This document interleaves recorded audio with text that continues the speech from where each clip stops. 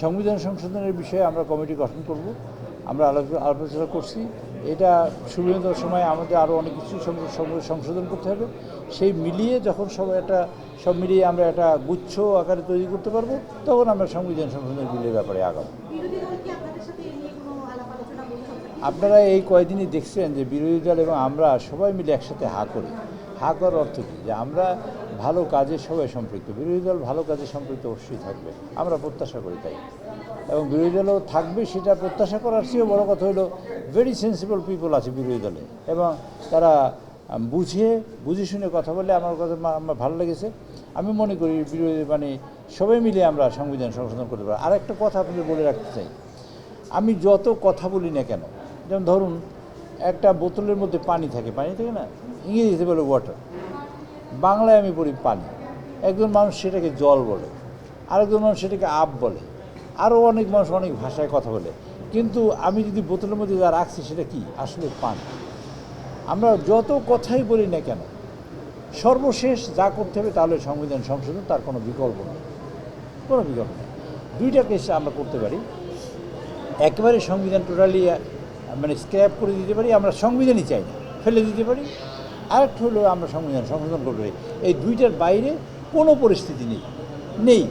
তাই যেখানে আমরা সংবিধান অ্যাপ্রোগ্রেট করতে পারি না, সংবিধান স্ক্র্যাপ করতে পারবো না, সেখানে আমাদের সংবিধান সংশোধনের কোনো বিকল্প নেই।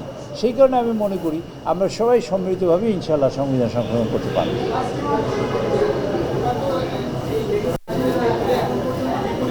আমি শুনতে পাই না, আমার বলেন তো।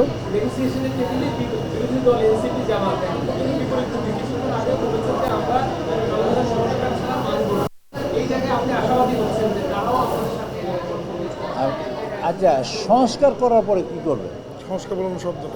সংস্কার করার পরে কি করবে? আমি সংস্কার করলাম, আমি এইটার লালটা চেঞ্জ করে কালো করাইলাম, এটা সংস্কার। আমি এইটার পাটা ছোটো করে আমি খাটো করলাম, তারপরে কী হবে? তারপরে তো সংবিধান সংশোধনই করতে হবে, যাহা কিছু করি। আর সংস্কার বলতে বোঝায় কি, ওরা যে মিসআন্ডারস্টুড করেছে যে জিনিসটা, সেটা হলো তারা যে আদেশটা দিয়েছে অন্তর্বর্তীকালীন সরকার, আদেশটা আইন হয় না, সংবিধানের কোনো অংশ হয় না, আর এনাক্ট হয় না, ল হয় না, এবং আমাদের অর্ডিন্যান্স হয় না, কিছুই হয় না। তা আমরা করবো কি সেটাকে? সেটাকে রাখবো কোথায়? কারো মাথায় তো রাখা যায় না। সেই জন্য আমরা বলেছি যে প্রক্রিয়াটা কী হবে সংবিধান সংশোধনের। আমরা জুলাই সনদকে অক্ষরে অক্ষরে বাস্তবায়ন করবো, একটা লাইনে কোনো জায়গায় বাদ দেবো না। কিন্তু এই যে প্রক্রিয়াটা আমরা করবো কি? আমরা এখানে কথার কথা বলি আপনাকে, যে ধরেন 58টা বা 60টা সংশোধনী আছে, সংবিধান তো 152টা অধ্যায় আছে, তারপর তফসিল আছে আমাদের 7-8টা। এখন আমরা কি 152টাকে ফেলে দিতে পারবো? আর 58টাই আমরা সংবিধান সংশোধন করলাম, বাকিটা করবো কি? সংশোধনই করবো। সব কথার শেষ কথা হলো সংবিধান সংশোধন। কাজেই সংস্কার বলি আর যাই বলি না কেন, ওই যে পানি, ওয়াটার, জল সব মিলিয়ে সব পানি। তা আমরা শেষ পর্যন্ত সব মিলিয়ে শেষ পর্যন্ত সংবিধান সংশোধনই করব। এবং আমি বিশ্বাস করি, আশা করি এই কারণ আজকে তারা যে কথা বলে কালকে সেই কথা বলবে না। আজকে যে শিশু সে কালকে বয়োবৃদ্ধ হবে।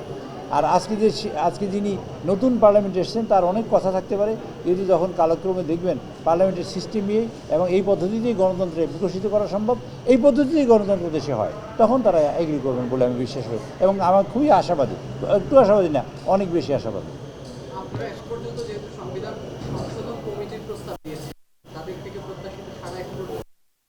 আমরা প্রস্তাব দিয়েছি এই ক্ষেত্রে এইরকমের, আমরা প্রস্তাব বলতে যা বোঝায় তা আমরা ওইভাবে সিরিয়াসলি কোনো আলোচনা করি না।